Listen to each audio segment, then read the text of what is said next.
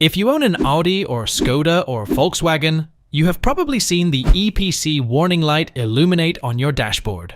The EPC light is another warning that might pop up on your dashboard.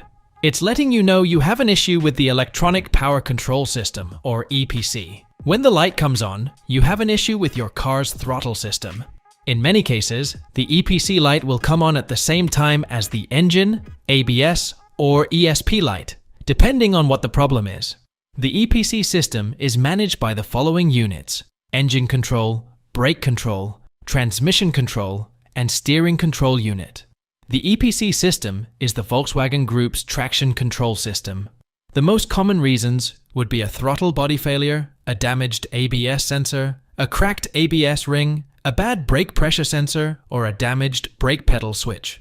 The light might be caused by wiring issues or various other electrical problems. The most common reasons for the EPC warning light. The throttle body dictates how much air should enter the engine when you hit the gas pedal.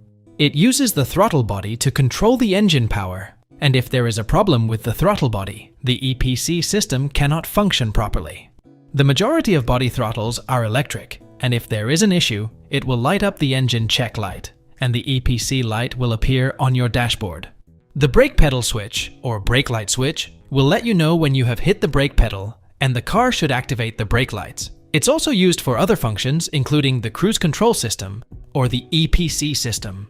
One big problem is if there is a problem with the brake pedal switch, the EPC system will not recognize when you press or do not press on the brake pedal. Therefore, it will illuminate the EPC light and record a fault code. The ABS sensors register the acceleration of the wheels. It takes this information for the ABS system, as well as other systems that use the information, and the EPC system is one of those systems. The ABS sensors are located on the wheel hubs and are continually exposed to dirt, water, and dust, which can lead to failure. It can cause problems with the ABS reluctor ring, where the ABS sensor measures the speed. If you have a Volkswagen and the EPC light comes on your dashboard, there is a good chance the brake pressure sensor failed. The brake pressure sensor operates like a brake light switch, but not only does it measure on-off, it measures the brake pressure you have applied to the brake pedal.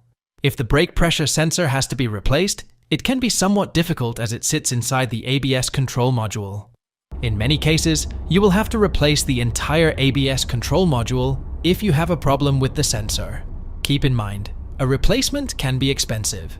You will find the steering angle sensor located behind your steering wheel, and it is used to measure what position the steering wheel is in.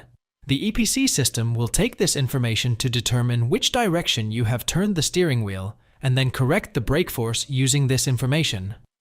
In order to turn the steering wheel, there is a clock spring where the wires to the steering wheel angle sensor and steering wheel buttons go. The clock spring has been known to fail, and if it does, it might look like a problem with the steering angle sensor.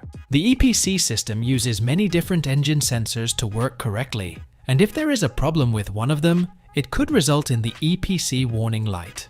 It's important that you read the trouble codes when you see this light in order to pinpoint where the problem initiated. There are certain sensors that trigger the EPC light, including the MAF sensor, the IAT sensor, the ECT sensor, or the oxygen sensor. I will give you more information to help you find out which sensor is causing the EPC warning light to come on. Due to all the electronic wiring in your car, there is a good chance that there is a wiring problem that will cause the EPC to come on. Wiring problems can be difficult to locate unless you are already familiar with the vehicle wiring. The most common issues are broken or corroded electrical contacts or burned out contacts. If you have tried everything but can't figure it out, you should contact a professional technician to help you. To switch off the Volkswagen EPC light, you will have to read the trouble codes using an OBD2 scanner. Once you understand the trouble codes, you will have to continue to troubleshoot these codes. Just guessing will only be a waste of your time and money. When you have an EPC light come on, you need to read the trouble codes from the engine control module and the ABS control module using your OBD2 scanner. If the EPC warning light is on, there could be one or several trouble codes stored away in one of these control units. Newer cars have advanced onboard diagnostic systems. If there is a warning light on your dashboard, there is a fault code stored in one of the control modules. You should not try to guess and end up replacing the wrong parts. Save time and money by reading these error codes. You will have to scan the engine control unit, ABS control unit, steering control and transmission control to find the trouble codes. You can use your OBD2 scanner to read the trouble codes from your home. The least expensive diagnostic scanners can only read the engine control module. That means the issue could be in other control modules as well. That means you will have to get a more advanced diagnostic scanner. The brake light switch is one of the most standard reasons why the EPC light will turn on and is very easy to check. Have someone hit the brake pedal while you check the brake lights on the car. If there are no brake lights, there is a good chance that the brake light switch is faulty. Keep in mind, there are many cars that have two different currents in the brake light switch. Therefore, even if the brake lights work, there is a possibility that the switch is still bad. Your best option is to diagnose it with a scan tool. If you are using a diagnostic scanner but still can't find any good trouble codes to continue with, you will need to check the sensor data. Check the values from the brake pressure sensor to make sure they are genuine. Also, you should check the sensor data from all the other engine sensors and the sensors related to the brake and EPC system. It can be dangerous to drive with the EPC light on if you do not know what's causing the problem. When the light is on, there may be several restricted functions taking place in your car. The EPC system is joined to the engine, steering, and brake systems. This can lead to engine damage or even cause a serious accident due to a lack of brake and steering functions.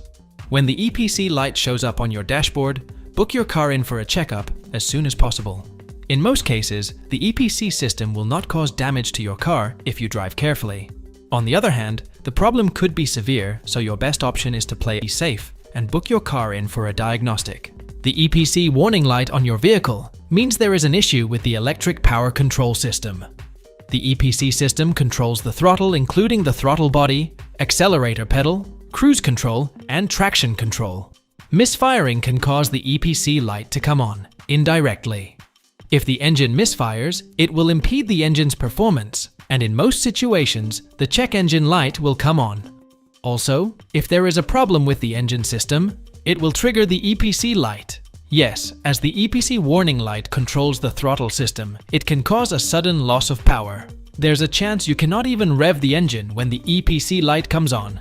There is no fixed price to repair the EPC light because there could be several issues that caused the problem to begin with. Yes, due to the various issues that could cause the EPC light to come on, it could be a serious problem. It's really important to diagnose what is causing the light to come on before you continue driving. Even though the EPC system might seem like a simple fix, it's an advanced system that works with so many different systems, and it can be quite difficult to pinpoint where the problem is originating. With information from this video, you should be able to at least begin a diagnosis to find out why your EPC light has come on. If you have the tools and knowledge to fix the problem yourself, you will save time and money. On the other hand, if this is over your head, you must get your car to a professional mechanic to get it straightened out as soon as possible.